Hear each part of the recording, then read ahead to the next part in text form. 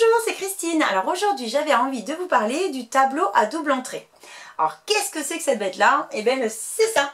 C'est un tableau comme ça qui a deux informations. Il y a une information qui vient d'en haut et une information qui vient sur le côté. Et on fait un regroupement des deux, une association des deux idées en fait, des deux informations. Donc là, on va travailler sur les formes de couleurs, d'accord? Alors, par exemple, vous allez donner des petites formes à votre enfant. Et vous allez lui dire, alors qu'est-ce que tu as dans la main? Qu'est-ce que tu as? Mais j'ai un carré, très bien. Tu as un carré, c'est vrai. Mais il est de quelle couleur? Il est vert, donc tu as un carré vert. Vous voyez, on va associer la couleur à la forme. Très bien, alors maintenant on va essayer de trouver où est-ce qu'on doit la poser. Tu m'aides à la poser? Alors, à ton avis, où est-ce qu'on va la mettre? Alors, ici on a les colonnes. Ici on a les lignes. D'accord? C'est important de le savoir. Donc, on cherche la colonne de la forme. Ah, ma forme carrée, je l'ai trouvée.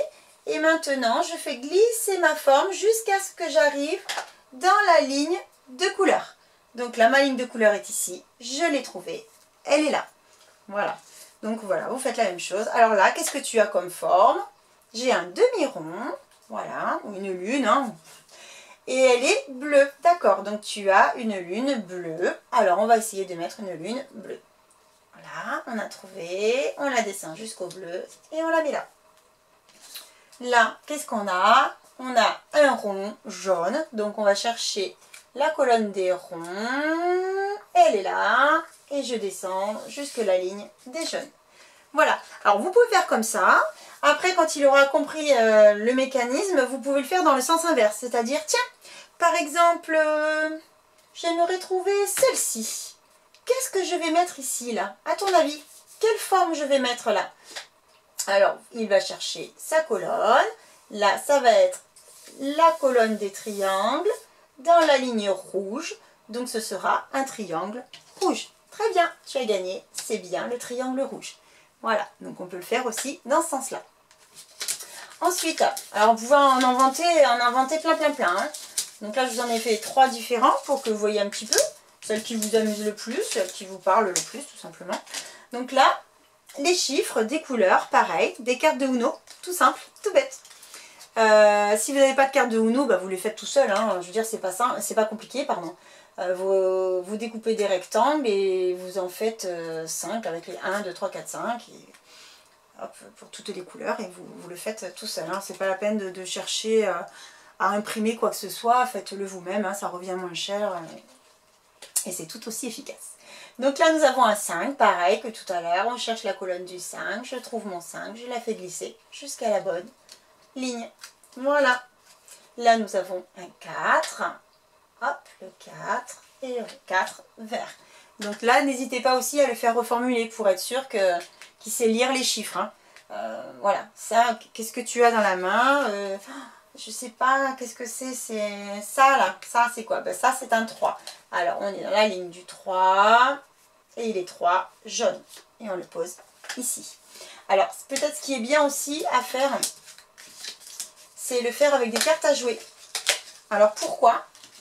Parce que les cartes à jouer, l'avantage, c'est qu'on peut dénombrer. C'est-à-dire, l'enfant peut compter 1, 2, 3, 4. S'il ne reconnaît pas le chiffre qui est en haut, il peut les compter sur la carte. Donc du coup, il est sûr de ne pas se tromper. Voilà, donc là nous avons un 4. Donc je cherche le 4. Le 4 il est là. Et je veux du carreau. Je m'arrête ici. Voilà, donc ça vous l'avez compris. Donc après, l'enfant s'amuse. Et puis s'il se trompe, allez, hop. J'ai mis le 2. Bravo, c'est un 2. Mais regarde bien, ici c'est un carreau. Et là ce sont des cœurs. Alors, les cœurs sont ici. Donc normalement, il doit aller ici. Voilà. Donc voilà pour ça. Donc ça c'est les tableaux double entrée quand même pour moyenne section. Moyenne section, grande section. Pour les petites sections, vous coupez. Vous les faites plus petits. 6 cases, c'est largement suffisant, voire 9. Comme celui-ci qui est très bien. Donc là on a fait des petites coccinelles. Ici, elles ont perdu leurs petits points. Donc, on va devoir, bien sûr, les replacer. Alors, l'intérêt de celui-ci, les enfants, ils adorent, c'est les scratchs. J'ai mis du scratch double face.